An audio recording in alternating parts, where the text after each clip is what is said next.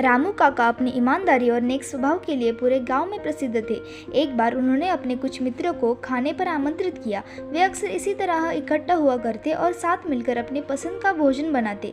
आज भी सभी मित्र बड़े उत्साह से एक दूसरे से मिले और बातों का दौर चलने लगा। जब बात खाने को लेकर शुरू हुई तभी काका को एहसास हुआ कि नमक तो सुबह ही खत्म हो गया था।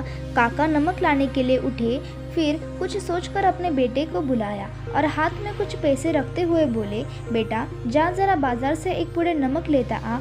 जी पिताजी, बेटा बोला और आगे बढ़ने लगा। तभी सुन काका बोले, ये ध्यान रखना कि नमक सही दाम पे खरीदना, ना अधिक पैसे देना और ना कम। बेटे को आश्चर्य हुआ। उसने पूछा, पिताजी अधिक दाम में ना लाना तो समझ में आता है, लेकिन अगर कुछ मोलभाव करके मैं कम पैसों में नमक लाता हूँ और 4 पैसे बचाता हूँ तो इसमें हर्ज ही क्या? नहीं बेटा, काका बोले, ऐसा करना हमारे गांव को बर्बाद कर सकता है। जा उचित दाम पे नमक लेकर आ। काका के मित्र भी ये सारी बात सुन रहे थे। किसी ने बोला, भाई तेरी ये बात समझ में ना आई, कम दाम पे नमक लेने से अपना गांव कैसे बर्बाद हो जाएगा?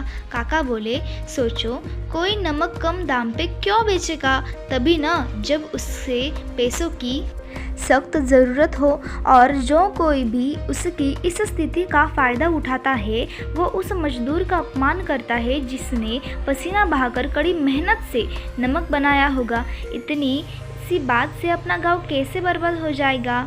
मित्रों ने हंसते हुए कहा।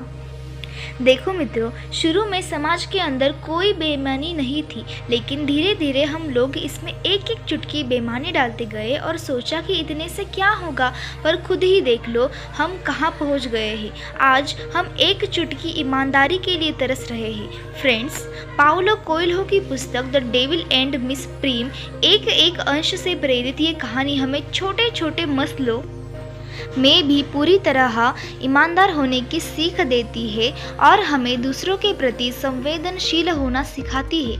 अपनी डे टू डे लाइफ में हम बहुत बार ऐसा व्यवहार करते हैं जो हम भी अंदर से जानते हैं कि वो गलत है, पर फिर भी हम ये सोचकर कि इससे क्या होगा अपने आप को समझा लेते हैं और गलत काम कर बैठते हैं और इस तरह सोसाइटी में अपने हिस्से की बेईमानी डाल देते हैं। चलिए हम सब प्रयास करें कि ईमानदारी की बड़ी बड़ी मिसाल कायम करने से पहले अपने रोज़मर्रा ज़िंदगी में ईमानदारी घोलें और एक चुटकी बेईमानी को एक चुटकी ईमानदारी से ख़त्म करें।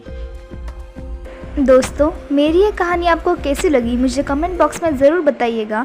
मैं आपके लिए ऐसी ही कहानियाँ लाती रहूँगी। तब तक के लिए जय हिंद।